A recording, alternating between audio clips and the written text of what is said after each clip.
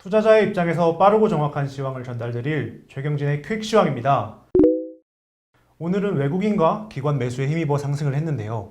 이것이 상승의 시작일지 단기 반등일지 궁금합니다. 오늘 질문도 상승의 시작인지 물어보시는 분이 계셔가지고 오늘 잘 말씀을 드려야 될 것 같습니다. 네, 오늘 시황 바로 알아보도록 하겠습니다. 유럽 중앙은행은 금리 상승을 저지하는 액션을 보였습니다. 증시에 어떤 영향을 미칠지 궁금합니다. 어제 유럽 중앙은행이 금리를 동결하면서 금리가 많이 오르니까 앞으로 국채 매입하는 속도를 가속화시키겠다고 했습니다. 상당히 빠른 속도로 진행하겠다 이런 얘기를 했는데 어제 미국 30년물 국채 금리 발행이 있었습니다. 발행 금리는 2.295%였고요. 이전 발행 금리는 1.933%였습니다. 금리가 올랐습니다. 이게 수요를 모으기 위해서 금리를 끌어올렸고 대신에 발행 금리가 뛰었죠. 그러면은 딜레마에 빠지게 되겠죠. 수요를 모으고 싶은데 금리는 오르고 고민이 많이 될 것 같습니다. 어제 또 미 30년물 국채 수요가 부족했다라는 뉴스가 있었는데 국채 시장이 안정을 찾을 수 있을지 궁금합니다. 그리고 방금 말씀드린 대로 수요가 그 기대에 만족할 정도로 나오지 않았다고 했어요. 그랬는데도 불구하고 오늘 우리 시장이 올랐지 않습니까? 그러면 심각하게 고민할 건 아니지만 이게 금리를 올리면 지불해야 되는 금리는 올라가는데 이제 금리에 대해서 사람들이 조금 안정화되는 게 아닌가 이렇게 생각하고 오늘 매수에 외국인들이 많이 나서지 않았나 이렇게 싶거든요. 그러니까 앞으로 금리 이슈는 시장을 크게 변화시킬 그런 이슈가 아니다라고 봐야 되겠죠. 어제 또 미국에서 바이든 행정부에서 화웨이 수출 관련해서 규제안을 내놓았는데요. 이게 증시에 미치는 영향이 무엇일지 궁금합니다. 화웨이 수출 제재의 구체적인 내용이 공개되지 않았는데 아주 좀 넓은 방향으로 이렇게 영향을 줄 거라고 내용이 나왔습니다. 뉴스가 나왔는데 이거는 지금 미중 고위급 회담이 예정되어 있는데 제재를 했다라는 거는 이전 그 미국 정부에서 추진해오던 그런 그 대중 정책을 계속 유지하겠다라는 거죠. 그리고 화웨이는 중국 그 IT 산업에서 상당히 중요한 회사인데요. 이 회사에 대해서 제재를 하고 그리고 오늘 나왔던 제노사이드라는 단어 아주 중요한 단어인데 앞으로 미중 관계의 아주 상황이 많이 안 좋아질 겁니다. 이 제노사이드라는 단어가 의미하는 게 인종 학살이거든요. 그렇기 때문에 이게 이제 미중 고위급 회담이 진행되면 이게 이제 악재로 돌변할 가능성이 있겠죠. 쿼드 정상회의에서 제노사이드를 다룬다라고 하는데 혹시 미중 갈등이 심해질 것 같으신가요? 지금 방금 말씀을 드렸는데 네네. 미중 갈등이 지금 심해질 거라고 보는 건데요. 지금 중국이 거론되고 있는 문제가 위구르 인권 탄압이 있고요. 그리고 홍콩의 그 선거제 개편안이 있고요. 그리고 남중국해의 영토 분쟁에 걸린 나라들 상당히 많은 숫자의 나라들인데 지금 쿼드에 가입한 나라가 미국과 일본 그리고 인도와 호주가 되겠거든요. 이 나라들이 지금 중국을 둘러싸고 있는 국경을 맞대고 있는 이런 나라들과 합해가지고 지금 큰 분쟁을 할 거라고 생각하기 때문에 아마 트럼프 정부 때 그 이슈가 됐던 무역 분쟁보다 더 심각한 얘기가 나오지 않을까 이렇게 생각하고 있습니다. 그렇다면 미중 관계가 악화될 때 관심을 갖고 봐야 할 섹터가 있을까요? 상당히 어려운 질문인데요. 네. 일단 중국 쪽에 수출하는 우리나라 기업들 있지 않습니까? 중국을 바라보고 있는 기업들. 그 기업들은 제가 생각할 때는 투자해서 빼시는 게 좋을 것 같고요. 그리고 미국 쪽을 바라보고 있는 수출하는 그런 기업들은 앞으로 좋을 거라고 보고 투자를 늘리면 될 것 같습니다. 근데 지난달에 중국의 수출이 60% 급증했는데 거의 대부분이 아마 미국향이라고 이렇게 분석하고 있는데요. 우리나라 그 경제 성장률을 제가 어저께 다른 나라에 비해서 좀 낮기 때문에 우리나라 시장의 매력도가 좀 떨어진다라고 말씀을 드렸는데 한 가지 기대를 걸고 있는 게 뭐냐면 이번에 그 바이든 행정부에서 반도체와 배터리 공급망을 지금 분석하고 있어요. 근데 우리나라에서 생산하는 제품은 거의 대부분 다 중국에서 생산하거든요. 근데 중국에서 미국향으로 수출이 급증했지 않습니까? 근데 지금 미국이 중국과 단절을 추구한다면 그 물건을 다른 나라에서 이렇게 수입을 해야 되거든요. 우리나라가 공급처가 될 가능성이 있다. 개인적인 생각으로는 그 기대 때문에 우리나라 주식을 지금 투자를 하고 있는 겁니다. 오늘 이슈가 있었는데 국내 모 기업과 마그나의 합작 법인이 애플카를 위탁 생산할 수 있다 이런 뉴스가 있었어요. 이게 가능한 이야기인지 궁금합니다. 저는 그때 애플카 뉴스가 나왔을 때 그 마그나 회사를 떠올렸거든요. 마그나밖에 없다라고 생각했습니다. 근데 엉뚱하게 완성차 업체 몇 개와 협상을 진행 중이다라는 뉴스가 나왔죠. 근데 차를 만들려면 플랫폼이 있어야 되거든요. 이게 차 공장을 보면 차가 이렇게 이동하면서 이렇게 부품을 막 붙이지 않습니까? 그런 플랫폼이 있어야 되는데 부품 회사는 그게 없잖아요. 그래서 완성차 업체와 협상을 하는 것 같은데 마그나라는 회사는 거의 전 세계 자동차 브랜드의 부품을 공급을 합니다. 이 회사의 모토는 뭐냐면 절대 우리는 완성차를 만들지 않는다입니다. 그러니까 완성차 업체는 기술 유출이나 이런 게 그런 우려가 없기 때문에 이 회사에게 많은 거를 준 것 같아요. 그래서 이 회사의 기술이 상당히 높은 수준까지 올라와 있고 그리고 국내 회사와 제휴한 그 국내 회사가 구동 모터, 그 전기차에 들어가는 구동 모터를 담당할 거라고 얘기를 했거든요. 이번에 폭스콘이 피스커의 전기차를 제조한다고 했는데, 그거보다는 마그나가 자동차 부품을 전문적으로 만들고 있는 회사이기 때문에 아마 가능성이 제일 높지 않을까. 대신에 플랫폼을 어떻게 구축할 것인가가 문제인데, 뭐 상당한 큰 영향을 줄 거라고 생각합니다. 또 EU에서 반도체에 이어 이제 배터리까지 자급자족을 한다라는 그런 뉴스가 있었어요. 이 뉴스 때문에 국내 업체들이 타격을 입을 수 있을 것 같은데 어떻게 생각하시나요? 오늘 애플이 독일 미넨에 그 반도체 자체 개발에 10억 유로를 추가 투자하겠다라고 했습니다. 지금 이미 그 진출해 있는데요.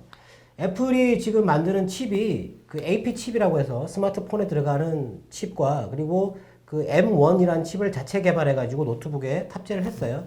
그리고 5G 모뎀 요것도 지금 현재 개발하고 있는 것 같은데 우리나라는 메모리 반도체지 않습니까? 이 제품들은 비메모리 반도체, 파운드리에서 위탁 생산하는 반도체거든요. 타격이 저는 거의 없지 않을까 싶은데요. 지금 삼성전자는 파운드리를 늘리고 싶습니다. 파운드리 공장도 짓고 수주를 받고 싶은데 우리나라 그 반도체 업체의 장점이라고 할 수 있지만 단점인 것은 반도체를 자체 설계할 수 있다라는 거예요. 근데 이것 때문에 다른 애플이나 뭐 인텔이나 이런 업체들이 우리나라의 반도체를 수주를 안 주는 이유가 기술 유출 위험이 있다라는 그런 뉴스가 있었거든요. 그걸 우려하고 있다.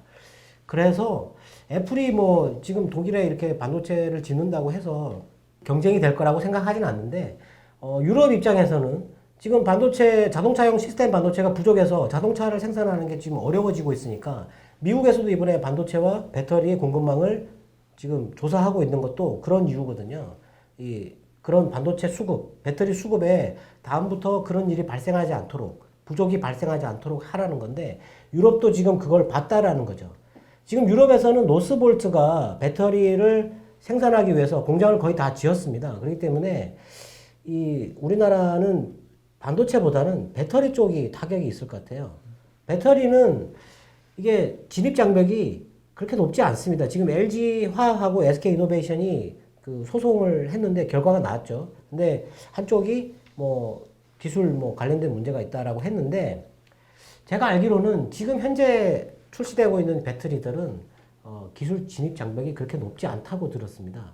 근데 지금 빌 게이츠가 설립한 퀀텀스케이프가 고체 배터리를 개발을 했다고 했어요. 근데 이게 상용화까지는 5년 정도 걸릴 것이다. 그리고 도요타도 지금 고체 배터리를 지금 연구 중이거든요.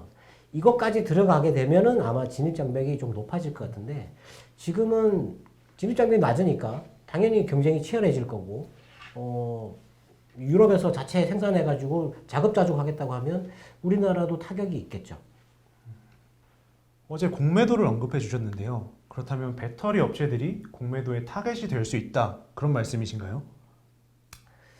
일단은 그 공매도를 하게 되면 지금 정부에서 발표한 내용은 코스피 200과 코스닥 150 종목이지 않습니까? 대형주거든요.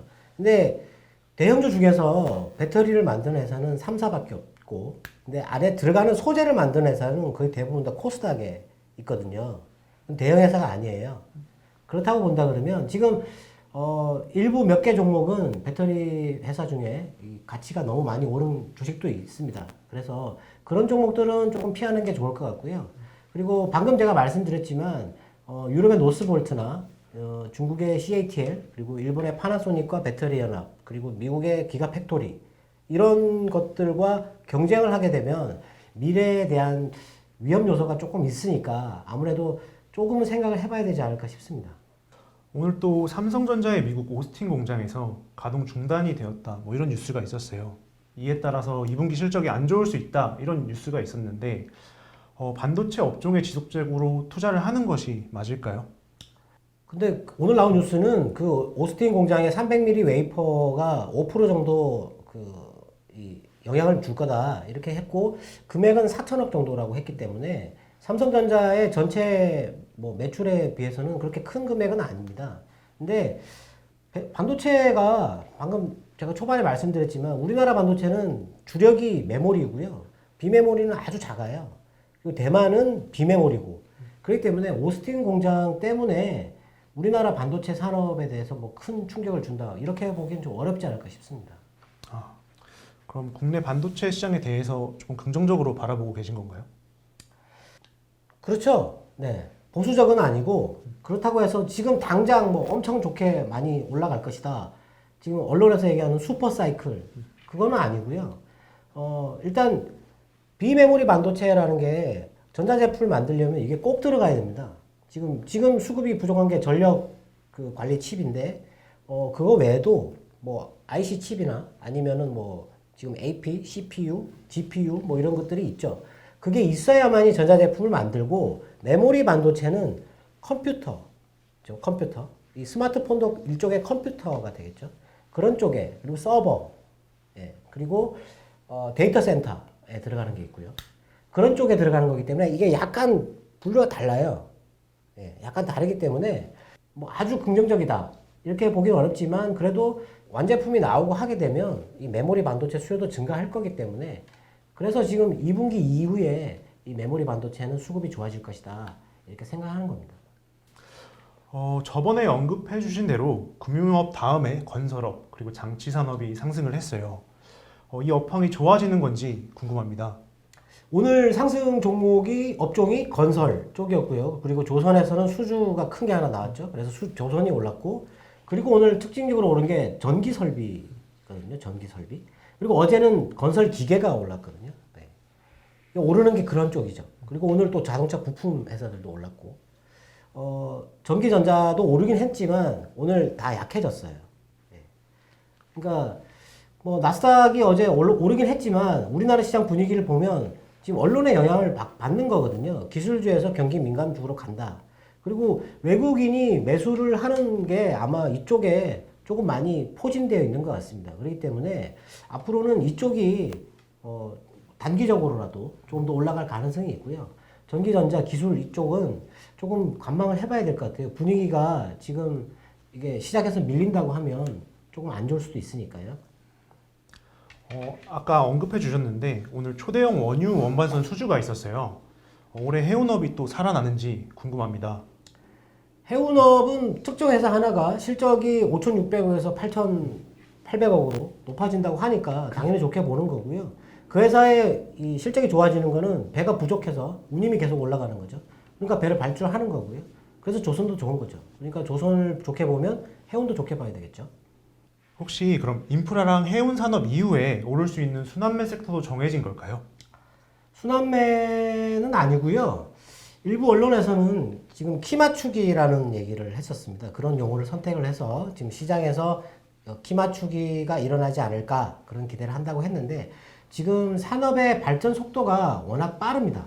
세상이 빠르게 변하고 있기 때문에 키 맞추기를 할 시간적 여유가 없어요. 예. 근데 한 가지 생각해 볼 거는 코로나 이전에 연준의 자산은 4조 1,500억 달러였거든요. 근데 코로나 이후에 지금 현재 연준의 자산은 7조 5,500억 달러입니다. 거의 2배 가까이 폭증했죠. 예. 근데 우리나라의 한국은행의 화폐 발행량을 제가 한번 찾아봤는데 이게 데이터가 워낙 많아서 어느 게 정확한 수치인지는 제가 잘 모르겠지만 비교를 해보니까 30에서 40% 정도 증가한 걸로 보였거든요. 삼성전자를 예를 들면 삼성전자가 코로나 이전에 6만 원이었어요. 근데 지금 현재 오늘 가격이 82,700원 정도인 걸로 알고 있습니다. 한 40% 정도 올랐나요? 화폐 발행량 정도 올랐죠. 삼성전자는 거의 준부동산급의 수준으로 취급을 받는데요. 화폐 발행량이 증가하면 화폐 발행량이 증가한다는 얘기는 화폐 가치가 그만큼 떨어진다는 얘기입니다. 화폐 가치가 떨어지게 되면 물가가 오른다는 얘기인데 삼성전자의 주가는 그거와 아주 민감하게 반응을 하거든요. 근데 지금 못 오르는, 더 이상 못 오르는 이유는 반도체 시황이 지금 갑자기 좋아지고 있지 않기 때문입니다. 그렇다면 화폐 발행량 때문에 이런 주식이 오른다면 지금 관심 있게 봐야 될 주식들은 자산주가 될 겁니다, 아마. 기업들이 자산 재평가를 원하는데요. 얼마 전에 포스코도 그 리튬 호수를 가치를 재평가를 하면서 주가가 급등했죠. 그렇다면 지금 금리가 오르니까 부채가 많은 기업보다는 자산이 많은 기업들, 그런 기업들이 자산을 재평가를 하고 싶거든요. 재평가를 하면 가치가 올라가겠죠. 그러면 주가가 올라갈 수 있는 겁니다. 그런 쪽으로 보시는 게 제가 볼 때는 좋을 것 같고, 그리고 지금 뭐 오늘 오른 건설이나 뭐 조선해운도 있고요. 그리고 기계, 어저께 건설 기계도 많이 올랐는데 기계 설비 이쪽도 순서대로 경기가 회복하면서 순서대로 오를 가능성이 있으니까 그런 쪽을 빠르게 따라잡는 게 지금은 가장 유리하지 않을까 싶습니다. 오늘도 투자자분들의 궁금증이 해소되는지 모르겠습니다. 어떤가요? 오늘 제가 받은 질문 중에 하나가 지금 상승의 초기냐라고 묻는 고객분이 있었는데 제가 상승 초기는 아니라고 그랬습니다. 박스 안에 들 거라고 얘기를 했는데 그 이유 중에 가장 큰 거는 공매도가 예정되어 있다라는 거고요. 그리고 오늘 막판에 미국 금리가 1.58을 또 뚫었어요. 금리가 또 올라가고 있거든요. 근데 충격은 그렇게 크진 않을 거라고 생각하는데 아직 이슈화되고 있는 것들이 물가거든요. 그래서 그것이 해소되기 전까지는 시장이 강하게 상승 돌파하기 어렵다고 봅니다. 그래서 박스 안에 있다. 그리고 한 가지 더 질문이 있었는데 코로나로 충격이 컸던 업종 있지 않습니까? 뭐 항공이나 여행이나 호텔이나 뭐 이런 쪽 카지노 뭐 이런 거를 사야 되느냐 그걸 물어보시더라고요. 다음 시간에 제가 말씀드리겠습니다. 네. 다음 주에 더 좋은 내용 기대하면서 오늘은 여기서 인사드리겠습니다. 지금까지 최경진의 퀵시황이었습니다. 감사합니다.